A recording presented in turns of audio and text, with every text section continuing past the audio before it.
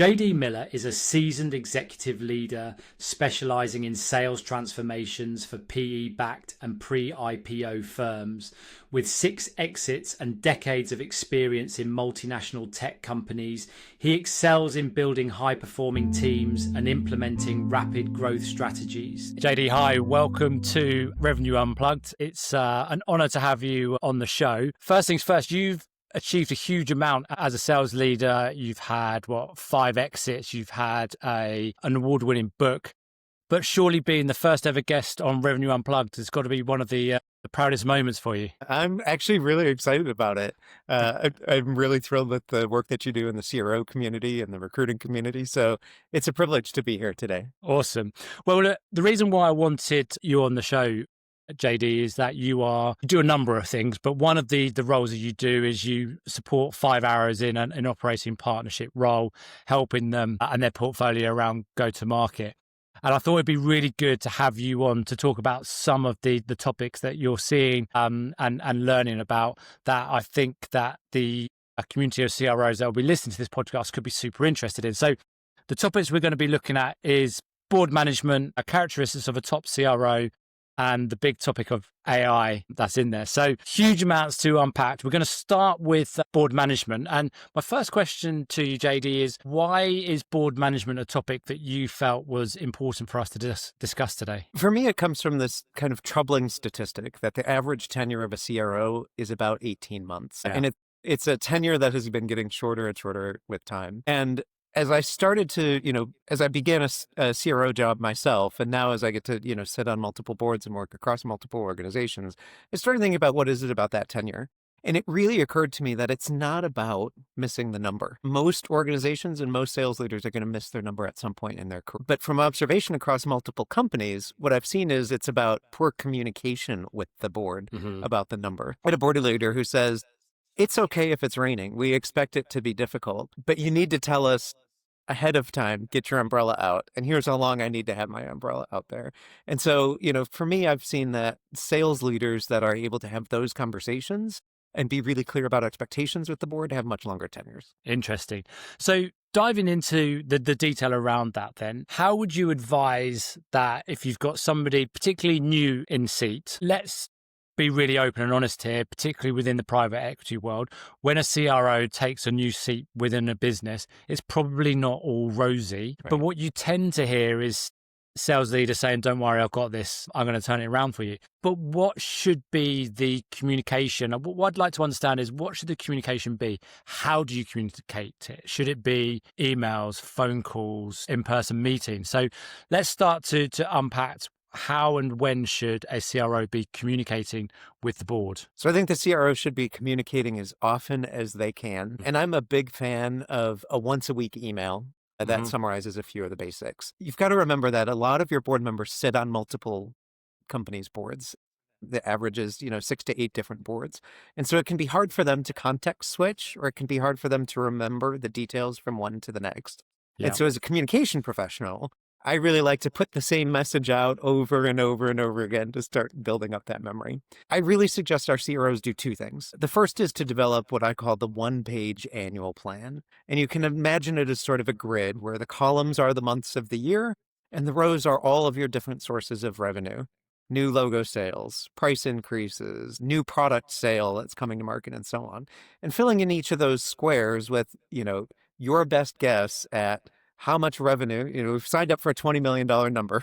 How much of that 20 million is coming from new logos and in which months, and sort of laying that out. And, when you step into a new role, you're a bit of a detective trying to understand, how did you plan this before I got here? But certainly when you're there for the next year annual plan, it's working with your board around, here's how we think the coming year is going to get done.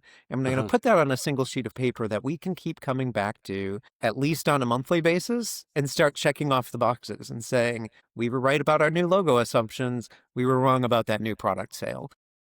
And that really helps, kind of keep people moving. At the same time, the second piece is, what are the core sales projects that need to happen? If things haven't been going well and I come in, I do my assessment, I might say, we've got to do a new sales playbook. We've got to upgrade our talent. What are the 5 or 6 projects? And how can I document those and show you a status report again every week that says, remember, these are the big 6 things that are happening that are going to move that annual plan. And so kind of having that go out as a weekly communication has been. So I totally understand why that information would be important.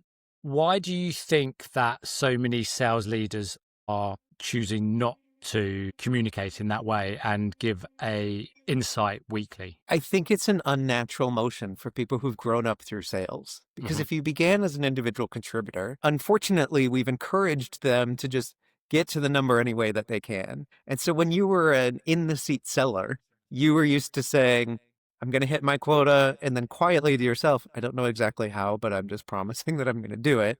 And then they figure something out, they get lucky, they work really hard, and at the end of the month, they say, look, I made the number, and they get rewarded and applauded, and they get the big commission check for that. Once you've moved into management, yes, we want you to hit your number, but even more importantly, we want you to really understand the business and communicate clearly about it. And so we've trained these sellers to just constantly say, I'm going to hit my number, trust me. And then we move you into the management seat, and we much more reward, transparency, showing us the journey, bringing us along the way. And so it's just a new skill for folks to have.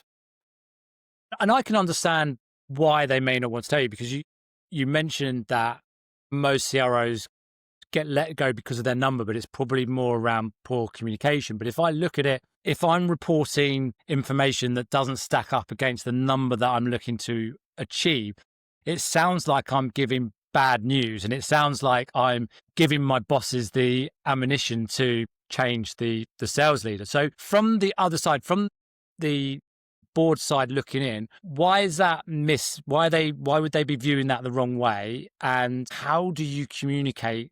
Because I get you put an email together, but how do you word it in a way that the board still has confidence in what you're doing? Well, so I think it's fundamentally shifting your mind from the board is out looking to fire me to the board is out there looking to succeed with me together. Sometimes I think about private equity as sort of like house flipping. You buy a house that's got good bones, but you know that the kitchen is really dated and it's going to have to be replaced before you flip it and sell it for more money later. So boards aren't expecting perfection in the sales organization. They want the leader who can say, you know what, this little corner cabinet or this leaky pipe over here, this is a serious problem for us. It's going to be great when we fix it. And here's what I'm going to do about that. So they're not really expecting you to walk in that kitchen and say, it's all perfect. Don't look behind the corners. How do we do it? It's consistent communication. For me, a weekly email that always talks about the same topics makes the emotion go away.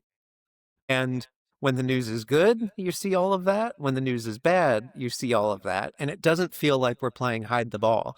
I'm always going to give you my weekly bookings number. I'm always going to give you, the status reports on where hiring is and, rep to quota and all of the rest of that. And so if we create consistency around that, I think that's the way to develop trust and be able to deliver bad news as well. And how do you then, if we run it when you have the board meetings, should the CRO be given an update based on the emails and the information that's being passed across? And even if it's bad news, deliver it in a way that has been communicated through the emails? Absolutely. Again, remembering that a lot of these board members are sitting on multiple boards and they've been getting all the emails every week. Not sure that they've read them all, not sure that they've remembered them all. And so it's helpful for me to, again, pull up that consistent framework. And I always make a joke out of it myself. I'm like, here's my 1-page chart. I know you've seen this, many times. I'm very predictable. Let's talk about what that means. When you've got really bad news, of course, it's also really helpful to pre-wire those conversations. 5-Arrows companies, they have me as a go-to-market advisor, a coach and a mentor to the CRO. So if you're going to deliver bad news, you might want to give me a call ahead of time so I can do my job behind the scenes and whisper it. As a CRO myself, I remember, making that mistake early on and showing up at a board meeting and just delivering this surprising news that your marketing team is nowhere near as good as you thought it was. I'm in the seat 2 months and, here are all of these problems. And there was just shock around the room because they had never heard it before. Fundamentally, it wasn't that they didn't want to hear that. They hired me to do the diagnostic. They just didn't want to hear it all as a mass group at once by surprise at a really, high stakes meeting. I get that. So in these scenarios, you mentioned that CROs are losing their job at an alarming early rate based on performance. How would you say that it would differ if they had been providing these emails? So look, there will be somewhere there's no say, there's reasons behind it. But why do you think if they've been providing the relevant information weekly, why do you think the outcome of the sales leader losing their job would be different and they would still be in seat? I think it takes a lot of the emotion and the anxiety out of the room. I've been coaching a CRO recently. He's 5 months into the role, and he was hired, as you said, because things weren't going particularly well. But he's really struggled the first time as a CRO, and he's really struggled with being able to articulate all the things that are broken. And he's been coming to board meeting after board meeting saying, I've got it.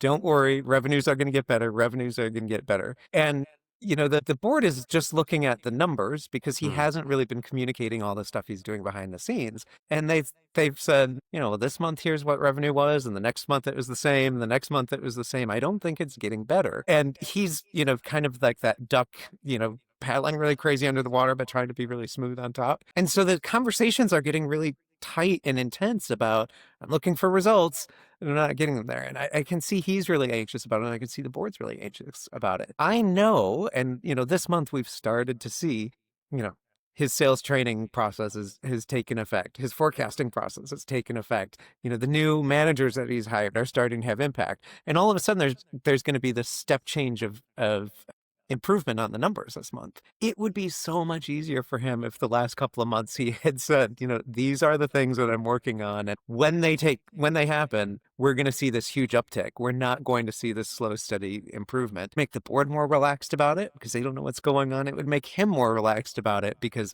he wouldn't feel this constant pressure of why hasn't the number moved this week? So I really just, as a communication guy, I think communication solves a whole lot of problems when we just get our issues out on the table. It does. Do you think it would, if they had provided this information, do you think it would have generated questions that perhaps they didn't want to answer because performance isn't there, and you're laying this out there and says, right, I'm just going to get a load of questions, so I'm best not to say anything, and just, it's kind of like that hope that revenue will turn around at some point. It's just trust it. So do you think there's a little bit avoidance of that, or is the board just so busy they just haven't got time for that? They'll just read it and digest it, and if they feel they need to say anything, they'll wait till the board meeting? Well, I think it's going to be a dynamic situation, and every group is going to operate really differently. I have a PhD in organizational communication and group decision making. And what I know from my social scientist view is when you get groups of people communicating together, there are tons of agendas that can get in the way of the real conversation we're supposed to have. Yep. A lot of times in a PE-backed company, the former CEO is not the CEO anymore, but has a seat on the board. And that person is going to come to meetings and potentially feel attacked when you say, whatever the thing is that you used to do, we're going to do the total opposite from it now. And often that's really important to get you to the next layer, but you're worried about that kind of relationship. Yeah. Sometimes you've got people at the board that are, they have different levels of expertise in different areas. I don't have any particular skill in financial training, but if we're having a finance meeting, maybe I feel like I need to participate and ask a question that everyone else is going to think is really dumb. But, I've got to show like, look, I'm participating. And so, there's all of these different kind of human dynamics that can make conversation at a meeting or questions at a meeting go in all sorts of different directions. As a CRO, as an executive, what I really want to do is communicate in a way that it's continual. Yeah. It's consistent, and that no matter what happens, when that old CEO says, what do you mean you got rid of my favorite marketing message? Or the finance guy, says, hey, have you ever considered, doing something very basic, being able to just kind of set all that emotion aside and say, thanks for that suggestion. And let me redirect you back to, these are the 6 most important things that my leadership is about. And I'm going to continue to report on those. Love it. Before we move on to the next topic, the role that you and other operating partners play, how critical do you see that the CROs need to be working with you and seeing you as that buffer between them and the board, and actually making good use of it? So from an outsider looking in, I see you as the guy that just wants to help everybody out and ensure that the business achieves what it's looking to do. But do CROs see that in the same way, or do they see you as a board spy? I think that depends on your personality and your view of the world. Operating partners are really an increasingly important part of private equity's investment theses. It used to be that there were all of these companies that they could buy and do different kind of financial tricks on, and just kind of spreadsheet math alone would make them succeed. And increasingly, companies are more sophisticated and they really do need kind of, growth strategies that, operating folks or people with operating experience, can help out with. For the CROs themselves, an operating advisor can also be really helpful because a lot of times it's your first time working for private equity and sometimes your first time being a CRO even. And as you get to that higher and higher level of your career, there aren't a lot of, handbooks around. There aren't a lot of people who've been there, done that. And so without the operating advisor, a lot of times people think they're going it alone. First time I was ever a CRO, I had no idea what I was doing and I didn't have a coach or a mentor to guide me. Now, fortunately, I got through it. But now that I've done it 5 times, I feel like I owe it to somebody else to say, hey, I made all the stupid mistakes. Let me help you not make the stupid mistakes, and then we can go make bigger mistakes together. And that's why I wrote the book, too. The CRO's Guide to Winning is just about, giving someone an advanced step so that we don't all have to begin from ground zero. And it's important then to realize that when CROs are hired into private equity, it's okay to be asking for advice and not think, well, look, I've been hired to sort this out. I need to go and sort it out.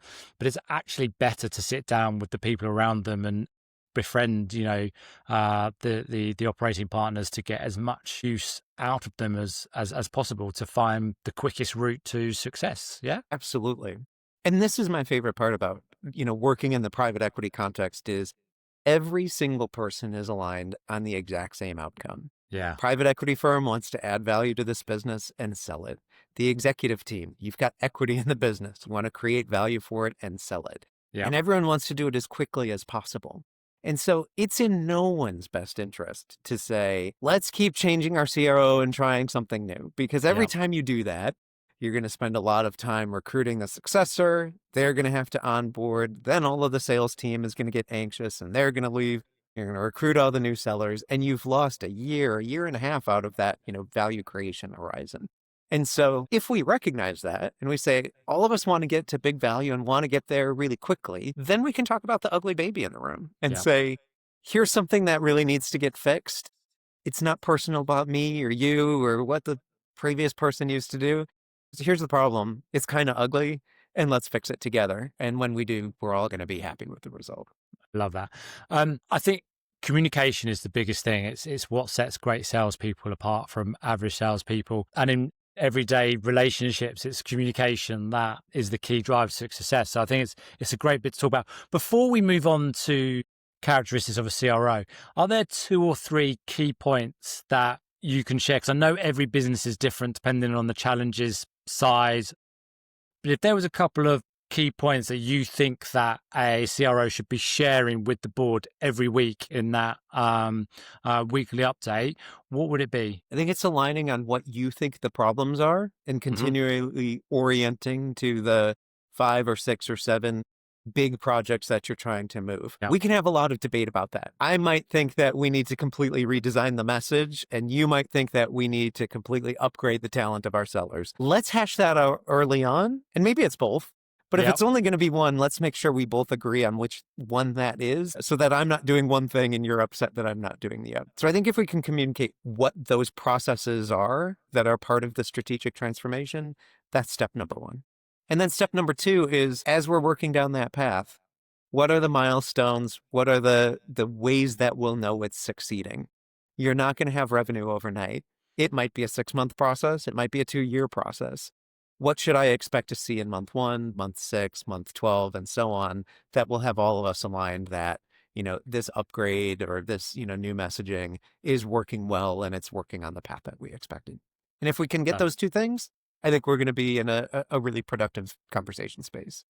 Like it. Super appreciate all your advice and guidance on that. And I think it's a really important topic to be looking at and continually pushing that communication message. Now, characteristics of a top CRO. Now, one of the roles that you help 5 Arrows with is interviewing for new CROs within their portfolio. So you're quite well averse to be a judge and jury on this. So again, I always like to ask, why did this topic come to mind? Why did you want to talk about the characteristics of a top CRO? Well, I think, again, it comes back to communication and fixing those communication breakdowns. Private equity folks and most of the people that are on your board have MBAs and they've come through the finance ranks. And you as a CRO probably haven't.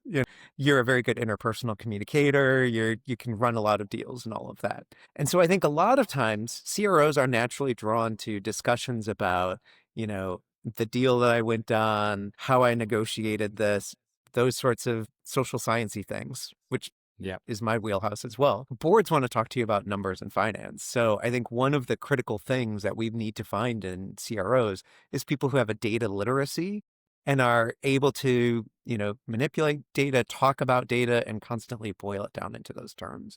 Yeah. Because the executive team, your investors, don't really want to hear, my sales team is getting better and I can feel it.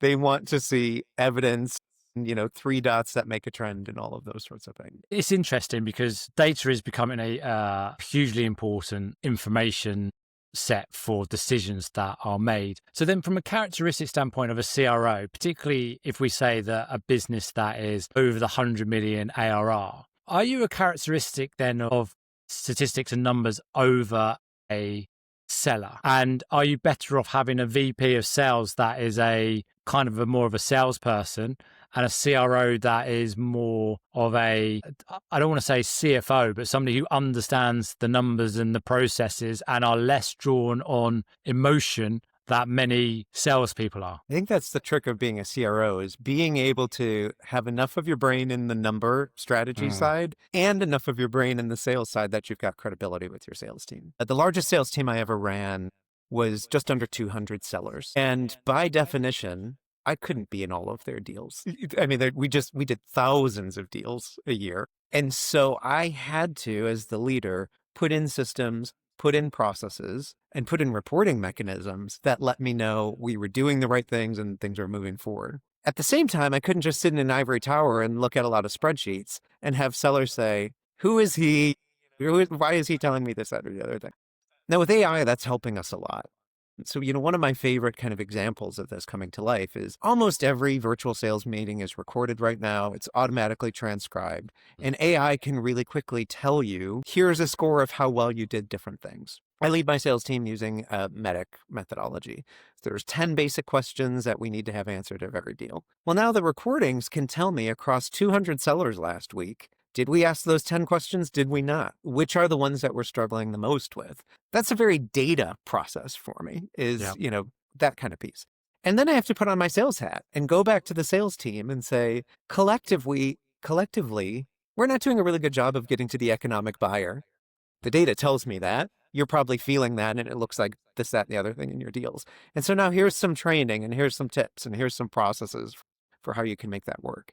And so certainly in the company size you're talking about, 100 million and bigger, those are big teams that, the CRO has got to be managing systems and processes because they can no longer manage the individual deals and the individual sellers running all of those opportunities. Love it. So if there's somebody listening or watching this podcast that has aspirations to be a CRO, putting skill set totally to one side and experience, from a characteristics perspective, from what you've seen, what type of character do they need to have to stand the best chance of being successful? What sort of habits do you see them doing as well? So I think aspiring CROs certainly need to know something about sales. You didn't have to be the top seller, but you need to know how the process works and speak about that credibly. You need to have data acumen so that you can speak to your board credibly. And then also, I think there's a lot of kind of charismatic personality or EQ that is a skill really worth developing. As we sit here recording right now, we're headed into the fourth quarter. And there are a lot of CROs looking at the annual results, and they realize we're not going to make the number, but I've got to get as close to it as possible. And they've got to go motivate a sales team who probably isn't making their own number either and thinking, well, why should I close this deal in Q4? I'm going to get a new quota in January. Why don't I let some of these deals slide out and get a head start on my new goal? It takes a really charismatic leader to be able to rally the troops and say, even though it feels like we're losing, even though there's no way you're going to get to 100% of your quarter, it's really important for you to go ahead and do that incremental effort there. And so again, I think, we're coming back to this kind of personality thing. I talk about the leadership of business, technology, and humanity. Those kind of interpersonal human experiences, I think, are really key core characteristics of every executive leader, but especially the CRO. I think it's something that's becoming more apparent. I think gone are the days where when you want to empower a salesperson, it was about money motivations, and it's just like pay them more money. And the world's kind of changed on that. How do you work out if a CRO's got the patience to dig a little bit deeper and ask questions, particularly when you've got a large sales team? It's easy to say, look, I'm just going to put a financial reward and that'll be enough of a carrot for some, and we'll have the stick of, if you don't do it, you're out, coming the other side. But great sales leaders seem to have this ability to want to absorb information of what makes everybody tick, not just their number one salesperson, but time for everybody. Is that a really important, or is that just muddying the water and it's like, just get on with it? I think it's hugely important. Now, your frontline manager who has day-to-day interaction with the sellers are a really critical piece of that. But when I had 200 sellers working for me, I remember going to sales kickoffs. And of course, I'm the guy on the stage that everybody knows my name. And frankly, when I look out in the audience at 200 faces, there was no way that I knew who each of them were. But I know that they were really expecting that interpersonal connection. And maybe that's a generational thing, or maybe that's a we're online all the time thing. But I knew as soon as I stepped off that stage at lunch, everyone wanted a piece of me and they wanted to be seen. And so the way I overcame it is I worked with my frontline managers before each of those big kickoffs. And I said, give me a dossier on your team members. What's most important to them? What's motivating to them? Who just had a baby? Who's trying to get money for their new house? Who really cares about this philanthropy? And then I tried to have a little, a notebook that I carried around with little pictures and little things that over the course of a week, every morning I would set out and say, this morning I'm going to go find James and I'm going to ask him about this. So I'm going to go find Nancy and I'm going to, a lot of times that kind of interpersonal connection is way more motivational to a seller than another dollar, because I'm the top seller anyway. I'm getting huge commission checks. A $500 bonus really doesn't move my needle nearly as much as some important executive in the company knows my name and told me that I'm doing a really great job. I guess that also comes back to the first point you mentioned there about communication, and it's effectively communicating about the same thing but in a different way. If you've got someone that is really trying to get on the housing market or get their first house or move from their first house to their family home, to be able to talk to them about that rather than saying, look, if you do this deal you'll get more money, because they know that anyway. But I think if you bring it back to what is their burning desire, you kind of ignite it and you get that motivation to move people forward. But it takes a certain type of person that will give that well, you've either got to be the person that cares and wants to do it, or you've got to be the person that can do it and fake it, I guess. It's the same result, right? Yes, it is. And of course, my bias again is, a PhD in a social science, which is communication. So of course I value communication. But I actually do think that interpersonal skill is really critical to us in the future. Everyone's talking about AI and is AI going to come take my job away? And I think there are a lot of tasks that AI can do really, really well. We were talking earlier about, I'm getting ready for this meeting. Can you really quickly, do all the research and summarize? And what AI can do in 2 minutes would take me 5 hours. When I'm actually in the meeting, though, AI is not going to be able to look you in the eye, develop trust with you, care about you, your family, your personal relationships, and all of that. And so I think that kind of human skill, that communication skill, that interpersonal skill, if that's the one thing that can't be automated, that's going to be one of the most valuable skills that the next generation of the workforce needs to have. I think so. And I also think not only does it help you to bring the best out of your team, but it also keeps your team with you. Right now, it has never been a better time to be a SaaS salesperson, because there are opportunities all over the place, all promising the same thing. And if you've got that buy into your leadership where there's, you know what, this person actually genuinely cares about what I'm doing and gives up time to talk to me about what I'm trying to do and achieve above and beyond where are you against your target. Been looking at the CRM and probably not going to hit your target, so you're going to make more calls. But someone who's actually genuinely having a conversation.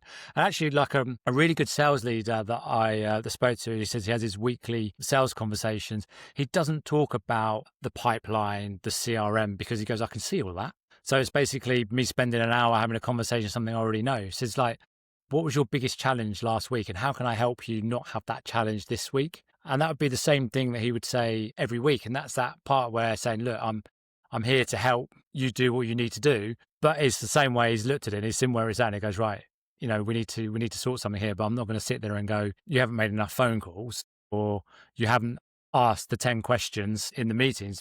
It's just worded in a different way that shows that the sales leader actually genuinely wants to support and help this seller achieve what they want to achieve. Absolutely right. I also think computer-mediated communication, Zoom, Teams meetings, all of that, they've been transformational for the workforce. And today, you and I are on the other side of an ocean, and our workforces are increasingly people that we just see in these little Brady box squares and not face-to-face. The challenge of that is if my whole organization are just faces in a box on the screen, it's very easy for me to think that this group of faces is just like this other group of faces. Yeah. And so it's easy for people to not be very loyal to the company that they work for because it's just a square over there and I can interview with someone else and get a little bit more money and now I can go talk to that square. And so I think the best leaders are the ones who, you know, are really creating these personal connections and sense of community, even if we're not in the room together, that makes us dedicated to one another, care about one another, and really want to continue working together in you know, lots of different contexts. Love that. Love that.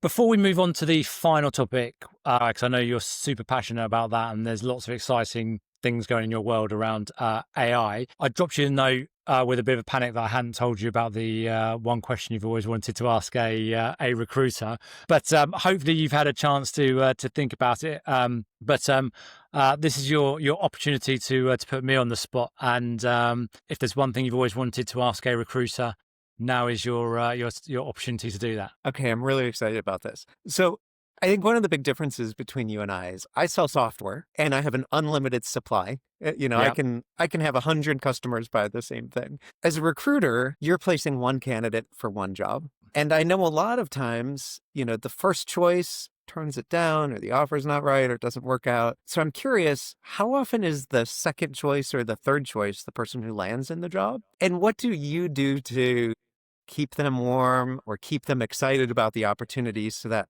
if they move up, they don't feel like second best? That's a great question. What I would say is it doesn't happen that often. And the reason why you want to try and avoid that from happening is that by the time you get to an offer, you want to be sure that everybody's happy. So the candidate wants to join and the business wants to hire that person. If you're at that point where you're not sure, I'm a big believer that an offer shouldn't come because people are then making a decision based on what the offer is. And my experience is that that's normally not the best reason to take an offer. So for instance, well, look, if they offer me X amount of money, I'll do it, but they offer this, I won't do it. And it's kind of like, it kind of gives you the information. Then you sort of like, I won't bore you the details. You go into, well, why would you do it at that, but not at this? And it's like, well, it's worth it if I do it at that. It's not, well, actually, this probably isn't the role for you because there'll always be someone that will pay you more money. So for us, it's managing the process through to making sure that you have, first thing is to make sure that you have got multiple candidates at the final stage. And there will be a preferred candidate in that final stage. That's always the way it is. But somebody could come in and have a really good interview and change the story on it. So the first thing is try and make sure that you have, by the time you've got to that point, that you've got somebody that wants the job. The second part is that you don't let, so when there is a candidate that is second choice, but would get the job if the other person doesn't get the job, is making sure that everything's deadlined. If you've done your job properly, there shouldn't be too much more information that people need to make a decision. And when people need time, it's usually because they're weighing it up against something else or they're waiting for some other information to come through. And then it's just another indication that this might not be the number one role for them. So it's having clear, but it's also making sure that the messaging is clear all the way through. Again, it comes back to communication. It's letting people know. And I am actually a big believer in letting people know, say, look, there is a preferred candidate, but this is why they're a preferred candidate for this role. And if it doesn't work through, they would go for you because of X, Y, and Z reasons. And you make sure that people don't feel like they are second best. It's that this person has the skill set. That's why they want to go for that. But if that person doesn't want it, you're being it. But I will also, because we only work on a retained basis, you can provide the right information to people all the way through, because you're not fighting to get an offer and to get something secured. So you're able to talk to people what other people have and say, this is what they had. So you really need to make sure that you get this information across on your side to strengthen your case. But it's, again, making sure that they're bought in, saying, look, if it doesn't go right, then with the other candidate, would you take it? So it's all about letting people have that knowledge and communicate it. What I would say, though, is 9 times out of 10, they finish second for a reason and don't go for second because it's the easiest thing to do. I would say if you've got a very clear person, I call it professional and person, if they don't match up to it because the other person said no, don't hire it. If you've got a good recruiter, they'll be constantly talking to people, and it doesn't matter about going back and starting it again. Don't say, well, look, I had someone who was a close second. And so we'll go for that person. If they don't match up, if they didn't tick all the boxes, don't do it just because the first person said no. It's a good question. Liked it. Now, AI. AI is it's a topic that so many people are talking about. You know, you're right. You said that there are people who are afraid of losing their jobs. You know, I've had so many conversations, like even with my mum, when we talk about technology, and she says, look, I like going to, over here with Tesco's and Sainsbury's, where everyone does their weekly shops. And she's like, now I zap everything and I can be in and out without talking to anybody. But I really like talking to a cashier while my food was going down the conveyor belt and being put into the trolleys. It's the difference between, in London, you have the black cabs and you have the knowledge. Now you don't need the knowledge anymore. It's an Uber driver in and around it. It's a fascinating world. And, I often say to people, like, LinkedIn brought out Recruiter, which is a piece of software which means that you can get a message to the man on the moon if there was a man on the moon. But it hasn't improved recruiters' billings, right? It's a tool there that should, have brought up the average billings of a recruiter, but it hasn't. So would love to dive into this as a topic, how you see it and the developments of AI within the sales environment. So I think there's a lot of interesting things about AI today. I'm old enough that I began my sales career in the late 90s when we were living through the dot-com boom. And a lot of what we said about the internet back then, I'm hearing people say about AI today. It's going to be life-changing. And there's all of these prognostications about that. I know from the dot-com boom that the web did change the way we work in a lot of ways. And today we look back and we can't imagine a world where we don't have email and we don't have the internet. Yeah. And I'm pretty confident that in 5 or 10 years, we're going to look back and say, how would we have possibly worked without AI? It's an entirely different world. At the same time, I remember in the late 90s, we had a lot of fantasies and visions about what the internet was going to be that totally didn't turn out. And a lot of times, you hear about the dot-com bubble bursting because there were a lot of those bad ideas that got funded and people tried to work for, and then discovered that wasn't going to be the case. And I suspect we're going to see that with AI too, is that, while it's going to be very integral to us, we're in the very early innings. And so a lot of what we imagine the future might be may not play. I don't think I'm smart enough to know exactly what the winners and losers are going to be, but I do think there's a lesson to be learned there. When I get my own crystal ball out about AI, though, I do keep coming back to this notion of humanity.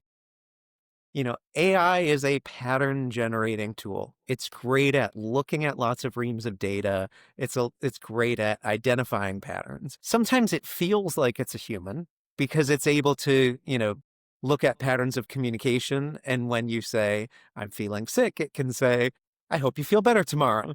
but it really isn't connecting with you on that level. So I really do believe that the future workforce and the future of AI means, AI may automate out all of the repetitive, data analysis task things.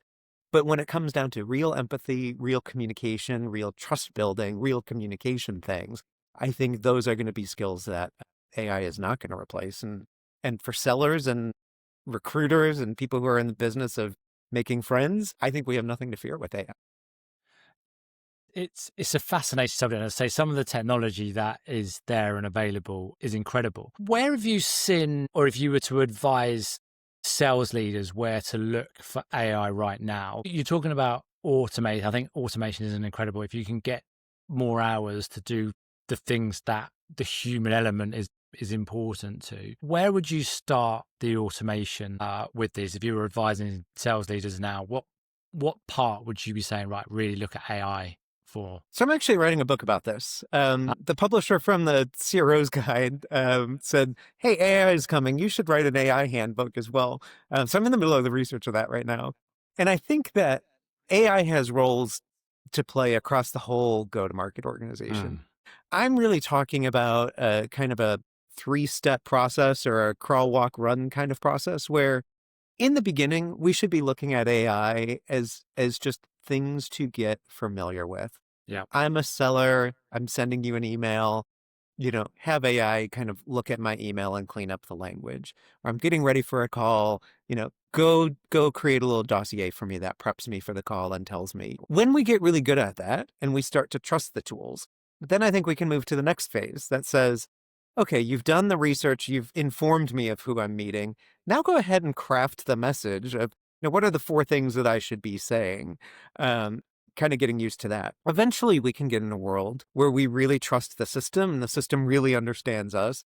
And I think, the future may be a place where there's a bot that says, go do the research, craft the message, and send it out on my behalf and book it on my meeting.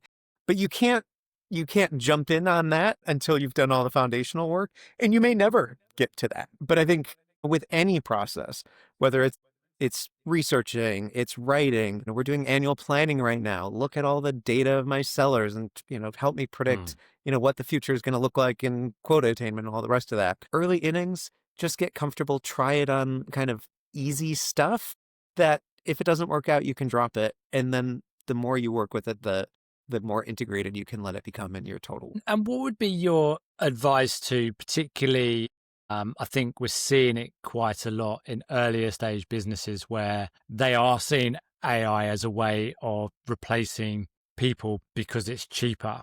We are seeing a lot, particularly if you take SDR, BDRs at the moment.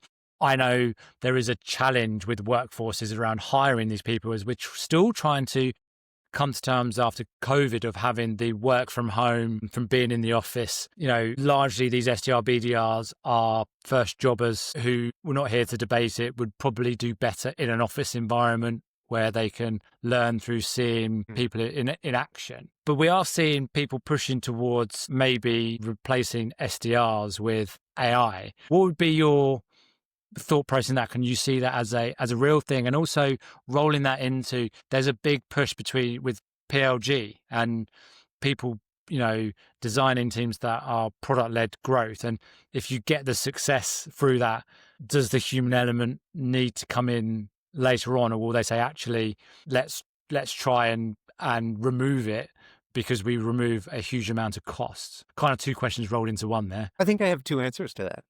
The first is there is definitely this notion that there will be parts of people's jobs that get completely automated. I had an executive coach very early on that said the thing about management is you need to delegate the task to the lowest cost resource that can do it effectively. Yeah. So as a CRO, that means I don't need to negotiate every deal. I have other people on my team who are lower cost who can do it effectively and go make that happen, because that frees me up to do a bigger value-added task. I think at the very tail end of that line, we find the SDR and the BDR. That is, that low-cost repetitive thing. We're starting to see some forays where AI can, leave some good voicemails for you. And that part of the SDR's job might be completely automated and mean that we need less SDRs. It might also empower them to do some higher level thinking, where the future SDR is someone who manages a series of bots or runs, A/B campaigns. And that's what entry-level work is going to look like. It's a different skill we're going to want people coming out of college with. But the other thing is, I keep talking about this, the dot-com revolution. And I remember early on, people were worried when we were going to buy plane tickets online. What is that going to do to the thousands of call center agents who work for airlines who are used to selling you a ticket on the other end of that 800 number? And yes, online ticketing did, automate that job and meant we need fewer people answering the phone to sell you a ticket. At the same time, we've seen that the airline industry, people are traveling 300% more than they did in the late 90s. And so the need for a great CSR and great customer experience, all of those call center agents, have other ways that they can interact with customers and add value because the web created lower cost flights, people traveling for business a lot more frequently. And so if we're comfortable to the idea that things will change, it's okay to automate parts of my job out as long as I'm continually learning and adapting. And I think there'll be, a role for us. Totally agree. I was talking to someone last week about it, and it was quite a fascinating insight. They were like, look, if you're an SDR and you are transactional and you are getting emails written by AI, you're sending the messages out in bulk through names that have been added by Lusher or ZoomInfo, whoever it is, then you're allowing yourself to be replaced. But if you're making calls, if you're using the information that they're putting in there to make calls and try and make something happen, then you'll never be replaced because you'll always be able to do more. You'll always be generating something. And in the sales world, when you're generating something, it doesn't matter. They won't let you go. It doesn't matter that they could have X amount from the AI because they're getting more because you're there. So if you are basically allowing technology to do your job and you don't do anything above and beyond, then there's an argument to say that you'll be replaced because it's like, what am I paying you to do? But if you are using it and I think it came back to the part that I think COVID stopped or allowed people to maybe hide behind a screen more or hide behind email more. And I think we're coming out the other side now where people want to meet and have conversations. And, I'll never believe that cold calling is a thing of the past. It's about putting yourself out of that comfort zone and just going on and doing it. So I think I totally agreed with what they said. I said you can either to your advantage to become better and more effective, or you can use it to do your job. But if you do, you can't complain if you then eventually get replaced by it, really, can you? And I think that's right. And I think we saw that with the internet too, was sort of the democratization of data access. If your value in your job is I'm the only one who knows how to do this and I'm the only one who's access to it, someone's going to find a way around it. Yeah. If you say, I'm the only one who knows this and I'm going to teach you so that now I can become smart about the next thing that only I know how to do, you're going to always have a great. That's it. And do you know what? It kind of all comes back to the first part of what you wanted to talk about it in sales. It's all about communication. And as far as AI, I know, look, who knows where the technology goes from here on in, but no one reads a room like a human reads a room and can react and can deal with a situation that is needed for that particular time and place. And that will never be replaced. And the less it's there, the more I think the human will cry out for it and want it. And the person that's willing to do that, I think, will be the winner in all avenues of life and selling. Couldn't agree more. Thanks so much for this conversation, James. No worries. It's been amazing. I really appreciate everything that you've done for the podcast and the time and the insight that you're doing. Just before I let you go, because I know you're a busy man, but to give you a quick, I know the book's been doing really well, but where can people get hold of your book should they want to get a head start on next year as a CRO? So the best place to find me is my website, jdmillerphd.com. It'll link you to the CRO's guide, which is available at all major booksellers. And it's also where you can get on the mailing list for the AI handbook for modern sales professionals. Amazing. And when do you think we'll see that book? I think early 2026. Nice. Amazing. Awesome. JD, well, look, thank you so much for your time. It's been a pleasure having you on the show and sharing such valuable insight. Thanks so much, James. It's good to see you. Thank you.